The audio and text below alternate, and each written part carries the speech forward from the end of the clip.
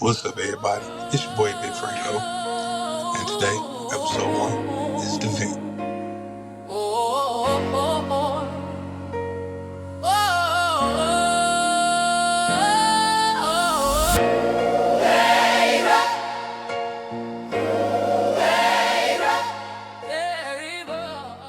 Today's episode is grown men who still play video games. I'm gonna have to say that I lean toward the grown men that do. I don't know. Today's topic seems to hit a lot of buttons with people. You know what I'm saying? Especially in relationships, especially with women in relationships.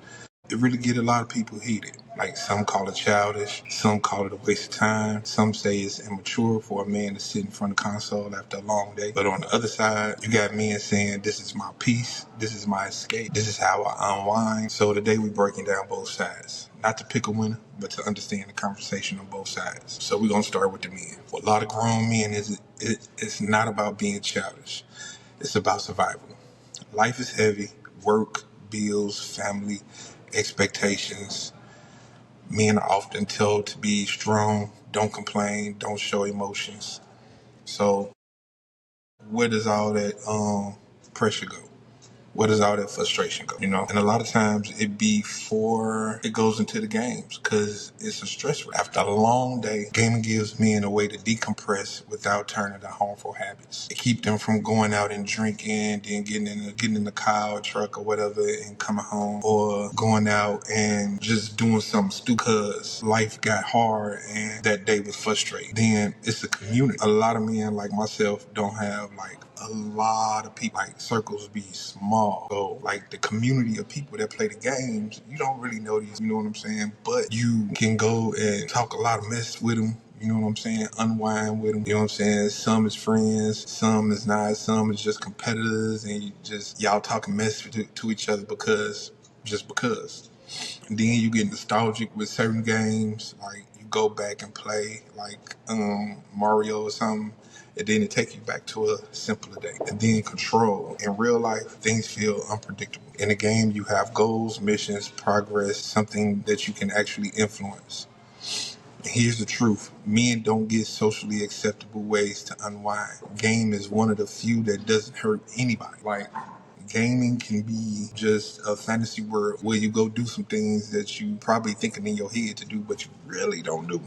It can be a way to, you know what I'm saying, just get away, But then on the other hand, you got the women. Now, not every woman hates gaming, but the ones that do, they usually aren't mad at the game. They're mad at what the game represents. They feel ignored. They associate game with immaturity. If a man is spending hours and not giving attention, affection, or communication, it feels like the console is the competition. That can be true because a lot of times men, depending on what type of gamer they are, can get deeply involved and start ignoring the person that's right there. They associate gaming with immaturity, and that's because when they was kids, they little brothers played it, or they friends played it, or they little cousins played it.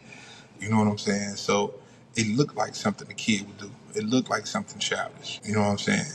And they feel like grown men should have something more productive to do than sitting on a video game, which is not in all wrong. Like, if there's something to do, if there's something that needs to be done, you know what I'm saying, he would rather sit on the game than handle that responsibility. Then I can see that. And it is a waste of time. And a lot of women don't really understand the hobby. For them, it looks like a toy. It looks like something childish. You know what I'm saying? For men, it's more of an investment into a mental health. Then, they fear addiction. Some men get lost in the games and forget about their quality time. Then the women start resenting the game.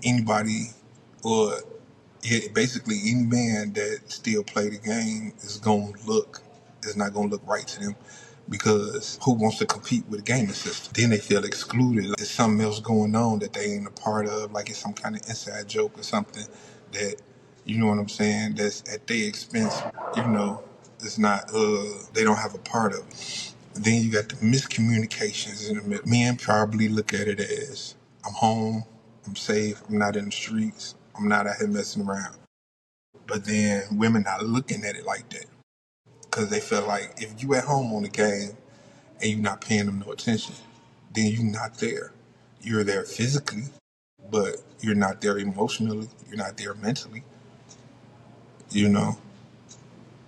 And it could be something like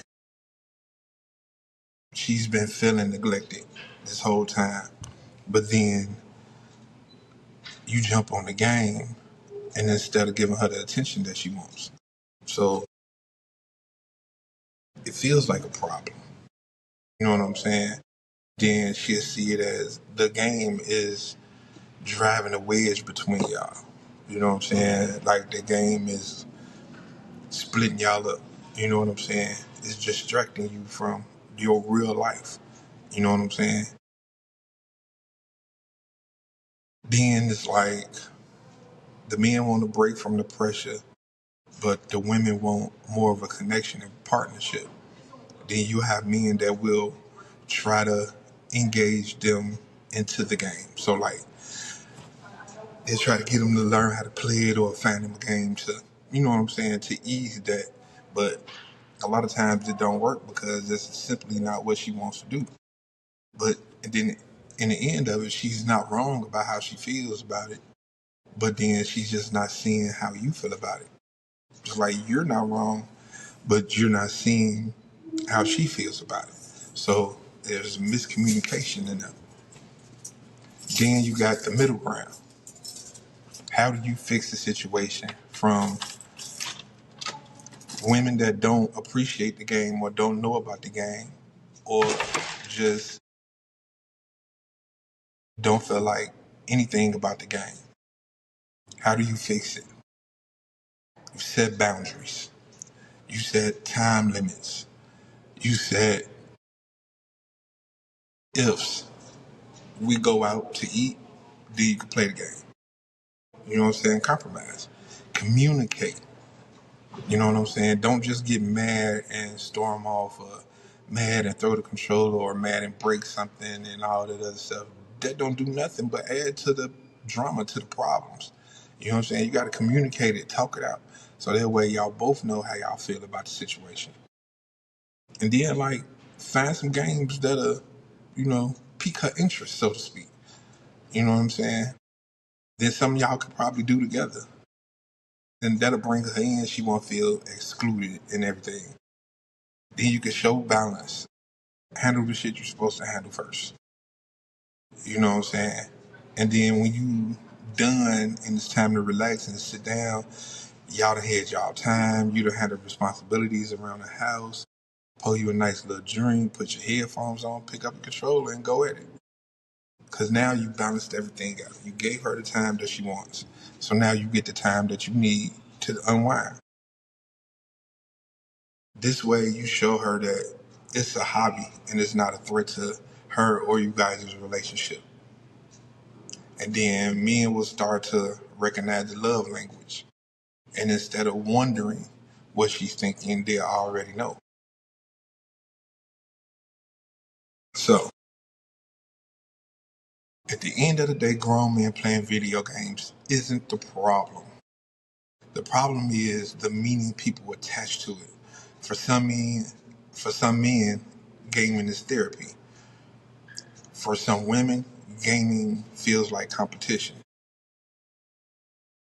But if you work on your relationship and stop assuming and start listening, then it'll all be good. This is the vent. You can say the things you want to say out loud here. You got one thought, you come holler at me about it. If you don't want to be on the show, send me a comment, email, whatever. You know what I'm saying? I'll bring it up. It'll be a topic for next time. So until then, breathe, vent, keep it real. And don't forget to like, share, subscribe. It's your boy, Franco.